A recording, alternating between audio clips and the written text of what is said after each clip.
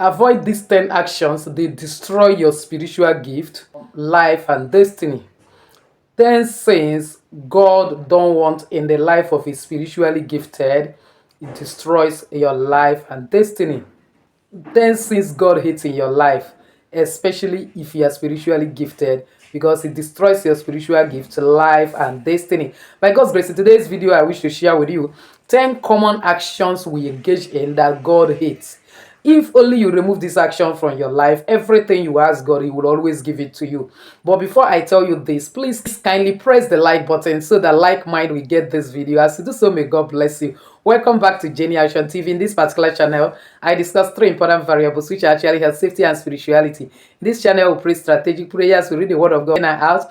We believe in balance, because actually the Bible says faith without work is dead. So if this is the very first time you're finding yourself in this our beautiful family, you are highly welcome. Please kindly hit the red subscribe button and the bell notification so as to always get my next upload. For my returning subscribers, I love you so much. Thank you for always stopping by. So without wasting time, let's dive. Now, number one sin, action that God don't want in your life, and believe me, it hinders you from a lot of things, and it hinders your destiny, manifestation of your spiritual gift, and above all, limits your life, is negative thinking. I've been saying it time with your number. I'll continue saying it till it sink into our subconscious, and until our subconscious bring it to our reality and we stop every form of negativity. Negative mindset always keep us in a state of lower vibration and make us to begin to manifest negative things at all times. Believe me, we are spiritual being and we are manifestational being. Every second pattern we are manifesting something. Whatever we think is what we are. So cultivate a positive mindset to align with your higher vibrations and making sure that you always bring good things into existence. Number two is envy and jealousy. Envy and jealousy comes from the mindset of lack, mindset of the fact that I am not worthy to get what this person have gotten. Therefore, I am now angry that it's not me that have it. And then you start looking for how to demoralize or bring that person down or talk against that person and so on. Instead of doing that, show gratitude and be contented with what you have. Bible says godliness with contentment is great gain. When you show gratitude and align it with contentment, you know this time God will give you even much more than the person you want to envy. Another one is dishonesty. Always maintain honesty and integrity in all aspects of your life, because life is a seed. Whatever you sow, you surely reap it. And when you think that you can use some dubious actions and character to maneuver some situations and make gain out of it, thinking that nobody sees you, remember that there is invisible eye, ever recording angel, recording our daily activities. At the end of the day, those things will still backfire back. And when you look back and see that you are reaping those fruits, you will regret and will never love what you get. So prevention is always better than cure. No matter the circumstance, be honest. Maintain your integrity. And God, even if it has to bring dishonor, even if it has to lead to shame, Bible made us to understand that even in your shame, God will give you double honor. So if you want to enjoy double honor, be honest and have integrity at all times, irrespective of the circumstance. Number four is excessive materialism. Excessive materialism to a great extent hampers your spiritual growth, because the Bible made us to understand that a carnal mind can never understand the things of the spirit, and to be carnally minded is death, but to be spiritually minded is life. To be spiritually minded is life.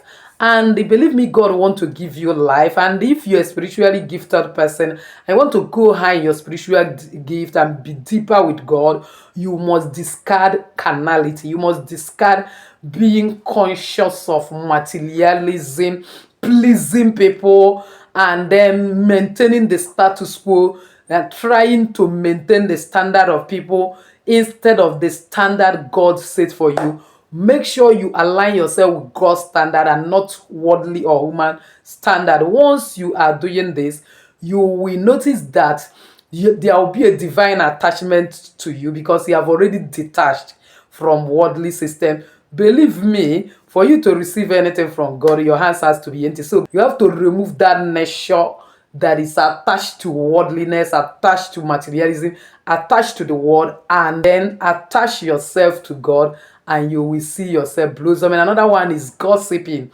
God hates it. Always speak positively about others. Avoid speaking negatively. Avoid spreading negativity and rumors, because we attract what we are, not what we want.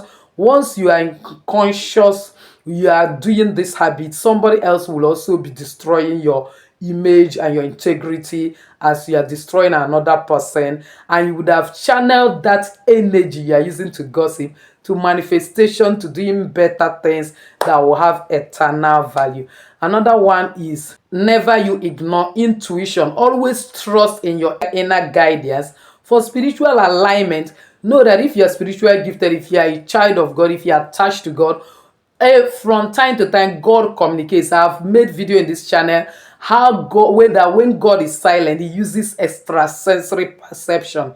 You have to understand every spiritual signal, extrasensory perception. That's why I made video in the past, ringing in the ear, and then probably when your palm is crashing, you are not that extrasensory ways that God communicates. You need to understand it so that once you have that communication, you'll be able to align with it. Because if you miss it and it seems that every now and then God is communicating with you, your guardian angel is communicating, you are not understanding, you don't decode spiritual signal, they may stop communicating, will stop wasting energy, and at the end of the day, you will be at the receiving end. So you have to be conscious at all times to spiritual signals in order to take adequate responsibility. Another one is selfishness. God hates selfishness. You have to practice compassion. You have to be selfless. Being selfless and compassionate to a great extent foster your spiritual growth. And actually, God wants you to be growing. He don't want you to remain at that level you are. So always show compassion.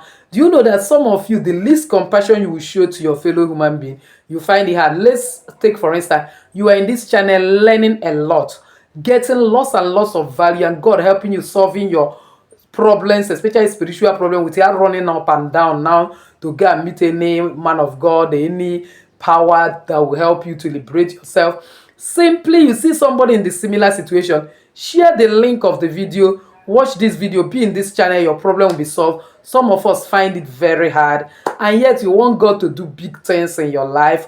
When you are so selfish, you can't even give to human being, show love to human being that you are seeing. How then do you claim to love God? Bible says, whatsoever you do to the least of these brethren, you have done it to me. So God is expecting you to be compassionate and then to be selfless. When you do this, your spiritual growth is certain. Another thing that God hates in you, especially if you're a spiritually gifted person, is lack of care. You need to take care of your physical, your mental, and spiritual, even emotional well-being. God can never come down from heaven and do that for you. And believe me, there is limit to what God can use you if you have some blemishes. For example, you are not emotionally stable, you allow some things you go through take a better of you that you cannot concentrate. You have some mental issue, maybe suddenly you have a breakup, and because of the scarcity mindset that a better man or woman will not enter into your life, you now allow it to have a toll on you. This is one of the reasons why people commit suicide, or you neglect your physical appearance. You appear haggard, and then you want to attract a better man in your life, and yet you are not appearing good. And then even your health matters a lot, because you need to be healthy for God to use you. So God expects you on your own to inculcate actions and activities that will make you to be physically healthy, emotionally healthy, mentally healthy, spiritually healthy, and all round. Because when you are healthy, you'll be a better instrument in the hands of the Creator. Another one is unhealthy relationship. You must surround yourself with positive people that have positive influences over you, that will help to nurture you to spiritual growth, and not people that are full of negativity. I will not be telling you stop negative thinking and negative thought, yet people that are around you are full of negativity and full of negative thought. It doesn't work that way. But once you exit those people out of your life, after all, One of the signs that God has chosen you, God has called, is isolation. One word or the other, it detach you from lots and lots of people that are into your life. Those people that sponsor negative energy into your life and makes you to sin against God, detach from them. The last but not the least is ignoring personal development. Believe me, God wants you to continuously be developing yourself for spiritual advancement. Take for instance, I am online making videos to reach out to more number of people that God want me to reach out. God will not come down from heaven to teach me how to edit. God will not come down from heaven to teach me better way of communicating. God will not come down from heaven to also teach me how to install YouTube in my video and then one way or the other start a YouTube channel. You have to do those by yourself. When you have a kind of gotten the garden and planted, it is now then you pray to God to water it and expand it. So what am I saying? You need to develop yourself personally. You need to invest in your personal growth and development. Then you pray to God to help you. He will now help you expand.